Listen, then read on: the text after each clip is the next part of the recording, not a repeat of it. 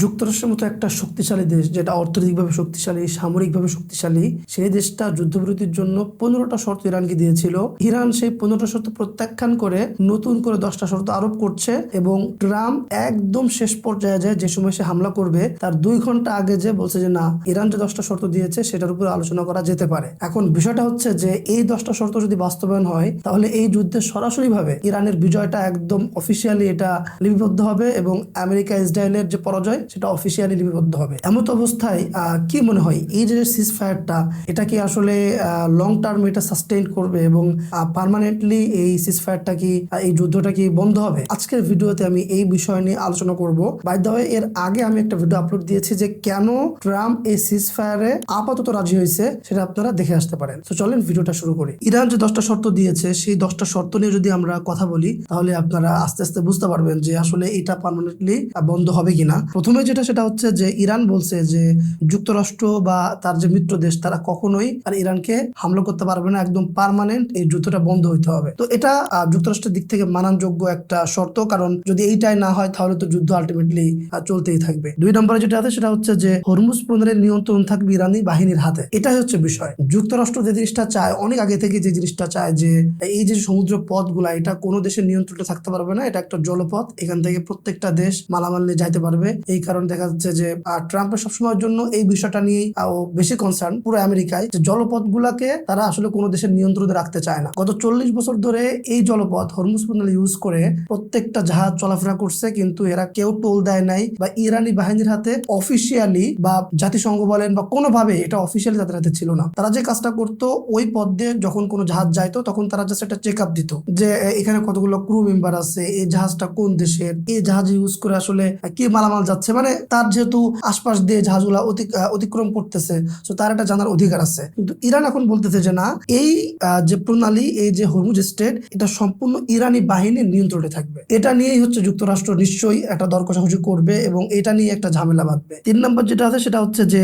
Iran এবং তার সহযোগী গোষ্ঠীগুলোর বিরুদ্ধে হামলা বন্ধ করতে হবে। এই জিনিসটা নিয়েও হচ্ছে যুক্তরাষ্ট্র একটা ঝামেলা করতে পারে, তবে এটাও হয়তো যুক্তরাষ্ট্র মেনে নিবে। ইরানের অনেকগুলো প্রক্সি বাহিনী আছে, যেমন লেবাননে হিজবুল্লাহ আছে, ওমানে হুদি আছে। ইরান বলতেছে যে আমার উপর হামলা করাই যাবে না, আমার যে মিত্র বাহিনীগুলো আছে বা আমার যে প্রক্সি গুলো আছে এগুলার উপরেও একদম পার্মানেন্টলি সিজ ফায়ার করতে হবে, কোনো ধরনের হামলা এখানে করা যাবে না। এরপর যেটা আছে সেটা হচ্ছে উপসাগরীয় অঞ্চল থেকে সেনা সরাতে হবে আমেরিকাকে। আমেরিকা গত কয়েক বছর ধরে, কয়েক যুগ ধরে মধ্যপ্রাচ্যের এই দেশগুলাতে সে তার বেস তৈরি করছে, বিলিয়ন বিলিয়ন ডলার খরচ করছে, তার বিনিময়ে মধ্যপ্রাচ্য থেকে সে বিভিন্ন তেল, খনিজ পদার্থ এগুলা পেয়ে থাকে এবং সে বিলিয়ন বিলিয়ন ডলার খরচ করছে। ইরান থেকে যুক্তরাষ্ট্রের দূরত্ব 10,000 কিলোমিটার দূরে, কিন্তু 10,000 কিলোমিটার দূরে থেকেও সে ইরানে যেভাবে হামলা করতেছে, মনে হচ্ছে কি ইরানের পাশে যুক্তরাষ্ট্র, এরকম মনে হচ্ছে না। কেন? কারণ ও আসলে এই যে দেশগুলো আছে, এই দেশগুলোতে সে তার বেস তৈরি করে রেখে এই আমাদের পুরো এশিয়াটাকে সে নিয়ন্ত্রণ করে। এখানে ইরান বলতেছে যে না, এই কাজটা বাদ দিতে হবে এবং পুরো সৈন্য প্রত্যাহার করে নিয়ে চলে যেতে হবে।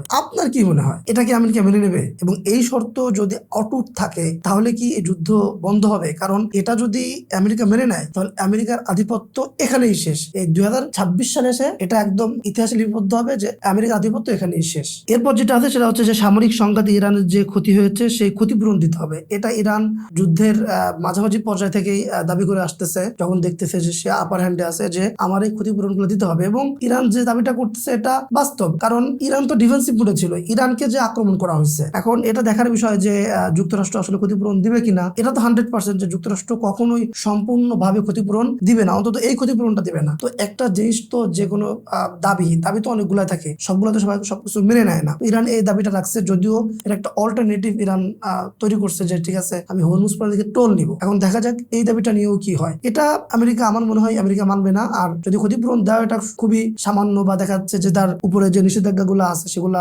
সরাই নিতে পারে, সেটা পরে আসতেছে, সেগুলা আলোচনা পরে করি। এরপর যেটা আছে সেটা হচ্ছে যে রাষ্ট্রপুঞ্জের নিরাপত্তা পরিষদের যেসব প্রস্তাব পাশ করানো হয়েছে তা সব খারিজ করতে হবে। অর্থাৎ জাতিসংঘে এই যে ইরানের উপরে বিভিন্ন ব্লেম, দেশের নিউক্লিয়ার ওয়ারহেড তৈরি করতেছে, পারমাণবিক বোমা তৈরি করতেছে, তারপরে ইউরেনিয়াম ইনভেস্টমেন্ট করতেছে বিশাল আকারে, তো বিভিন্ন ধরনের ব্লেম এনে বিভিন্ন ধরনের অভিযোগ দিয়ে বিভিন্ন প্রস্তাব পাশ করানো হয়েছে, তো এগুলাকে খারিজ করতে হবে। এই যে বিষয়টা, এটাও আসলে সম্পূর্ণ আমেরিকার উপর ডিপেন্ড করে কিনা সেটাও একটা বিষয়, যেহেতু এটা জাতিসংঘের একটা ব্যাপার।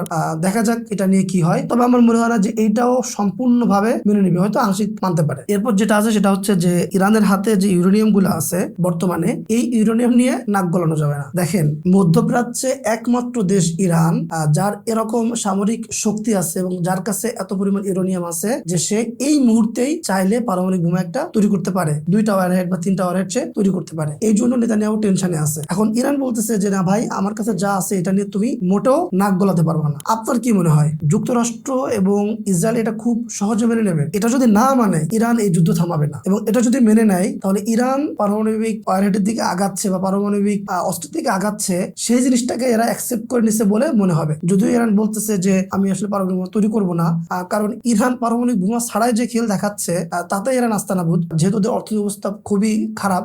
এই জন্য হয়তো ওরা খুব কম সময় 1-2 বছরের ভিতরে হয়তো এই জিনিসটা চিন্তা করবে না, বাট অর্থনৈতিক অবস্থা যদি একটু ভালো হয় তাহলে পারমাণবিক বোমা বানানোর চিন্তা ভাবনা করলেও করতে পারে। এখন এটাও আসলে তারা মেনে নেয় কিনা আমি জানি না, বাট এটা যদি না মানে ইরান আসলে যুদ্ধ থামাবে না, যুদ্ধ চলতেই থাকবে। এরপর যেটা আছে সেটা হচ্ছে যে আন্তর্জাতিক পরমাণু সংস্থা তাদের বিরুদ্ধে পাশ করানো প্রস্তাব খারিজ করতে হবে। আন্তর্জাতিক পরমাণু সংস্থা আসলে ইরানকে বিভিন্নভাবে নিয়ন্ত্রণ করে এবং বিভিন্ন প্রস্তাব পাশ করিয়েছে, যেমন যেখানে ইরান ইউরেনিয়াম ইনভেস্টমেন্ট করে, ইউরেনিয়াম সমৃদ্ধ করে, সেখানে তাদের ক্যামেরা আছে, 24 ঘন্টা এটা মনিটরিং হয়। ইরান বলতেছে যেটা আমার দেশের বিষয়, সেটা কেন এরা মনিটরিং করবে? তো এরকম বিভিন্ন প্রস্তাব আছে, তো সেই জিনিসটাও তারা হচ্ছে খারিজ করতে চায়। আমার কাছে মনে হয় যুক্তরাষ্ট্র এই শর্ত রাজি হবে, কারণ ইরান বলতেছে যে ইউরেনিয়াম আমার কাছে যা আছে সেটা নিয়ে নাক গলানো যাবে না, আবার বলতেছে আন্তর্জাতিক পরমাণু সংস্থায় যে প্রস্তাব আছে সেগুলো খারিজ করতে হবে। এখন দুইটাই যদি মেনে নেয় তাহলে তো আমেরিকার নিয়ন্ত্রণে কিছুই থাকলো না। দেখা যাচ্ছে কি যে হয়তো আমেরিকা এটা করতে পারে, বা এই যে দেশগুলা তার কাছে যে ইউরেনিয়াম আছে সেটা নিয়ে তারা এই প্রস্তাবটা মেনে নিল, কিন্তু বর্তমানে এই পরমাণু সংস্থায় যে প্রস্তাবগুলো আছে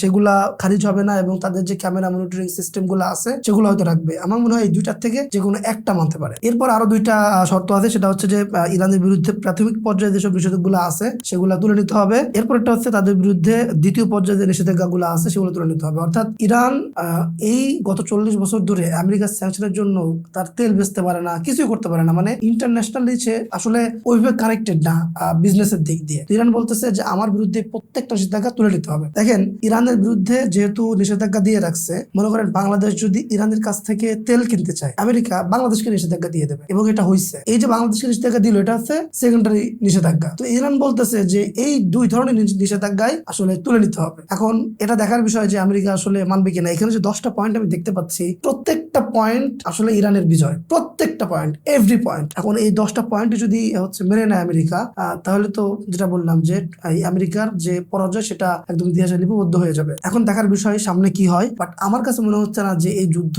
যদি এই 10টা শর্ত ইরান স্ট্রিক থাকে তাহলে এই যুদ্ধটা খুব দ্রুত বন্ধ হবে। কিন্তু এখান থেকে যদি সরকার দেয় বা কিছু মাইনাস করে বা শর্তগুলা মডিফাই করে, সেক্ষেত্রে দেখা যাবে যে হয়তো এই যুদ্ধটা বন্ধ হয়েছে, এবং এটা পার্মানেন্ট আসলে বলা মুশকিল। কারণ আমেরিকা হচ্ছে সেই দেশ যে দেশটা আলোচনা চলাকালীন সময় ইরানে হামলা চালিয়ে তাদের সুপ্রিম লিডার, সর্বোচ্চ ধর্মীয় নেতাকে সহ তাদের বড় বড় নেতাদের মেরে ফেলছে। যদিও তারা রাজি হয়, যদিও তারা বলে যে এই যুদ্ধটা পার্মানেন্ট বন্ধ, বাট আসলে সুযোগ পাইলেই ইরানকে তারা ছাড় দেবে, এবং ইরান এটা খুব ভালো করেই জানে। এই কারণে ইরান কিন্তু সম্পূর্ণ প্রস্তুত, তারা হাল ছেড়ে দিচ্ছে না, তারা প্রস্তুত এখনো পর্যন্ত যদি কোনো ধরনের হামলা আসে তার বিরুদ্ধে জবাব দেওয়ার জন্য। আপনার কি মনে হয় এই যে 10টা শর্ত দিয়েছে, এই 10টা শর্তের উপরে কি যুদ্ধটা বন্ধ হয়ে যাবে এবং ইসরায়েল আমেরিকা আর কখনো ইরানকে আক্রমণ করবে না? কমেন্ট করে জানাতে পারেন। ভিডিওটা ভালো লাগে থাকলে প্লিজ ভিডিওতে একটা লাইক দিয়ে চ্যানেলটা সাবস্ক্রাইব করে দেবেন। দেখা হবে নেক্সট ভিডিওতে।